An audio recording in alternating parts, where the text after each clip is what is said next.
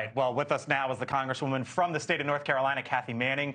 She, by the way, is the co-chair of the bipartisan task force for combating anti-Semitism. She is also a graduate, like Mick, of Harvard University. She's also the former chair of the Jewish Federations of America. Congresswoman, good to have you back here on the show. It feels like we're talking to you every week or every other week now. You've been listening into this.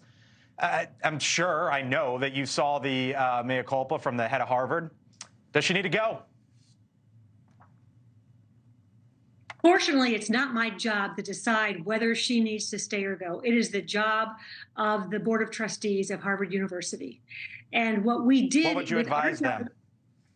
I would advise them, number one, they need to understand what's really going on their campus, and they need to understand why the president was not able to just say that calling for the genocide of the Jewish people is wrong and it violates their code of conduct.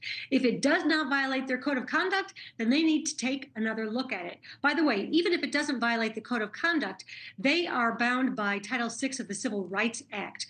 And Title VI of the Civil Rights Act requires schools not to discriminate or allow discrimination or a hostile atmosphere against students based on ethnicity or national origin. There are also criminal statutes that they ought to be looking at. So I think the Board of Trustees has to do its own evaluation and investigation. They also need to find out, why did she answer? She's not the only one. All three of them answered that same question with hesitation, with evasion, talking about context. There is no context in which calling for the genocide of the Jewish people is acceptable.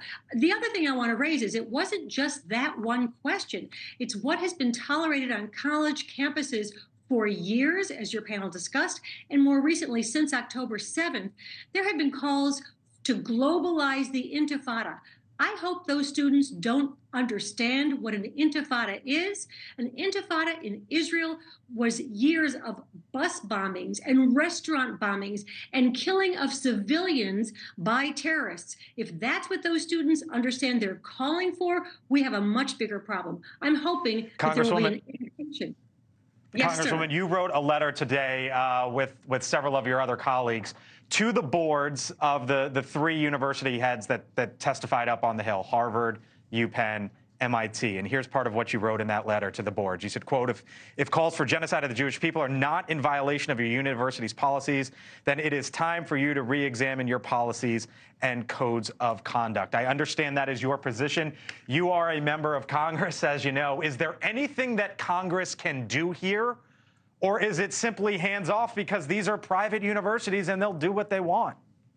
We have been doing a variety of things. As you said, I chair the House Bipartisan Task Force to Combat Anti-Semitism. I have been meeting with the head of the Office of Civil Rights in the Department of Education to make sure that she is doing what is necessary to evaluate whether there are problems on our university campuses. I know that there have been claims filed against, I believe, Harvard, Penn, MIT. A claim was just filed against University of North Carolina. Those claims need to be investigated. All right, I got to run, but I want to ask you before we do. As you know, one of the debates here in Washington, Congresswoman, is getting an aid package to Israel. But it's probably not just going to be a solo aid package to Israel. This could get tied in with aid for Ukraine and border funding as well. And the pill to swallow for Democrats is, how far are they willing to move as it relates to policies that they don't like on the border, especially when it comes to asylum? What would you be willing to accept, Congresswoman, on that front to assure that aid gets to Israel?